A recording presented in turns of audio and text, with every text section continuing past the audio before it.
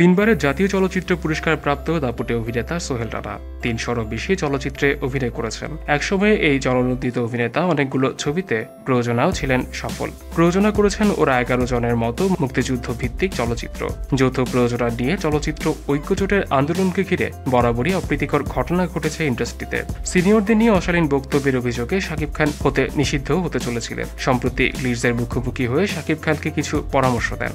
সোহেল রানা বলেন, শাকিব কোনো বালক ছেলে না, সে ক্লাস 10-এ পড়া কোনো ছেলে না। তার চেয়ে বরঞ্চ সে নিজেই চিন্তা করুক। তাকে ভাবতে হবে সে বাংলাদেশের চলচ্চিত্র জগতের একজন অ্যাসেট। যখনই কেউ বাসার বড় ভাই হয় তখন তার একটা দায়িত্ব থাকে।